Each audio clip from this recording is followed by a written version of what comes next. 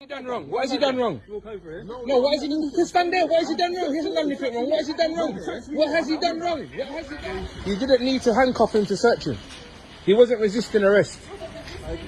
Oh, there we go. There we go. Oh, there we go. There we go. There we go. Look, hello everybody. Would you like to see? This boy was with the rest of them. Sorry, young man, but there's a reason why he's not in handcuffs, and this young man is in handcuffs, and this young man is in handcuffs. Excuse me, officer, could you please explain why he's in handcuffs, the black boy's in handcuffs, this black boy's in handcuffs, they was all together, and this man is not in handcuffs? Please explain that. Explain it. Sir, can you see the difference? He's not in handcuffs, and this young boy's in handcuffs, and this young boy's in handcuffs, but they was all together. Please explain that. Enfield. And they say that racism's not here no more. Why? Why is the two black boys in handcuffs and who's not? They was all together. Okay. Who is the enemy? Is the white man my enemy? Just as no human being was born an old, matured figure, but as a child, before we all grow up, so is it that every person was born an innocent human being before the world influence drives them into corruption and decay. This wicked world we live in has history that dates ages ago, and if you discern very good, you will know who the father of all evil is. I have a couple of people in various discussions that always tell me how wicked the white man is, and no matter how much I try to tell them not to look at it from the angle they are coming from, they just simply can't let it go. They've even accused me of sympathizing with the enemy, and even being mentally juiced up by their religion and Bible. It gets that hard. The honest truth is, anger can really keep you blind, and believe me, I get that feeling, especially in these times.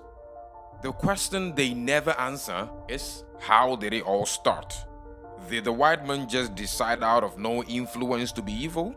Did the human race just wake up one day and decided to go crazy and wicked? I mean, it had to start somewhere, right? So, where is all these influences coming from? Where did it first begin? Remember, just as I said in the beginning, every person was born an innocent human being before the world influence drives them into corruption and decay. But before anyone accuses me of being racist or whatever the word they're using these days, I want to share this video from a white brother, and I honestly don't like the white, black, brown, yellow classifications. I mean, all man is man, but to better communicate through these times, this is what a white man who has been freed from the mental indoctrination of white supremacy have to say.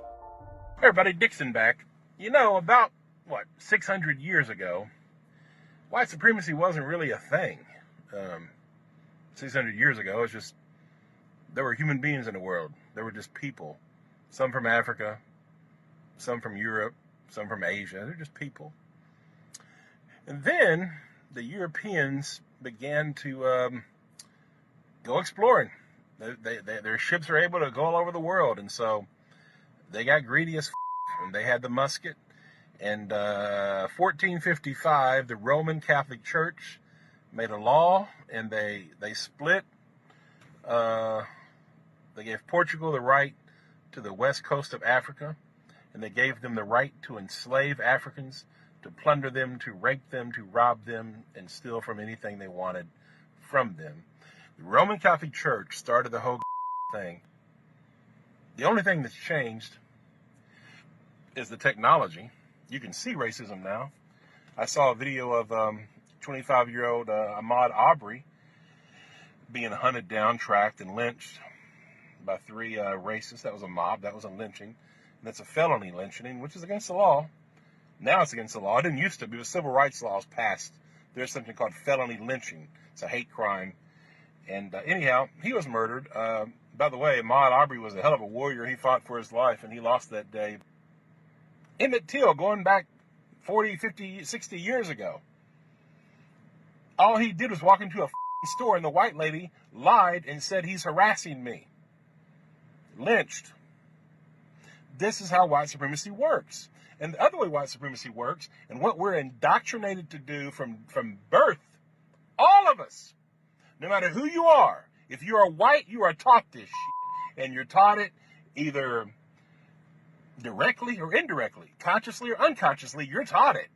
And you're taught it by all kinds of different ways, all kinds of different messages, but it's taught.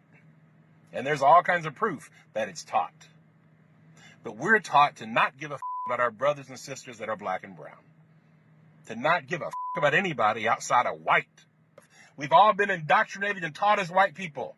White nationalism. Don't care about black people. Protect your own interests.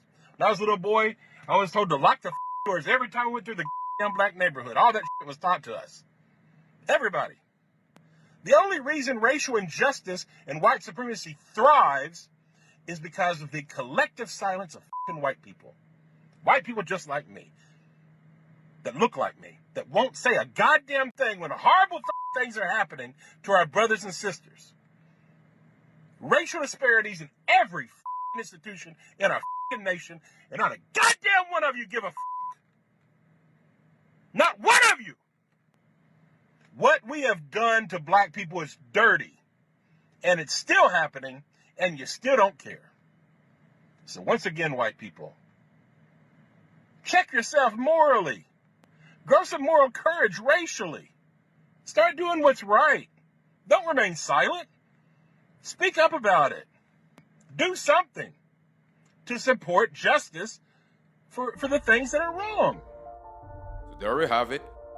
I'm just sorry I couldn't post the whole video, and I just had to bleep some of the words out because, he was speaking from emotions. And that is real. Every evil has where it started from. And honestly, I know who my enemy is. I also understand how he works through people. And if you are not discerning well, you may attack the person that he is attacking through. One thing I do believe is this message will be so hard for some people to get. Because the greatest trick the devil ever pulled was convincing the world he didn't exist. If your enemy is able to convince you that he doesn't exist, I don't think you're going to spend time trying to understand how he works to manipulate you, right? You wouldn't. No one would.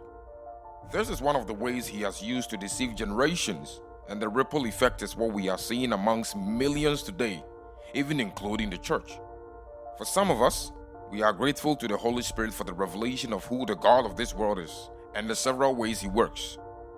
As we are not ignorant to his devices and schemes, by the will of our Father Elohim, we will expose as many as we can to really wake millions up from the Truman Show we are living in, until our time is up.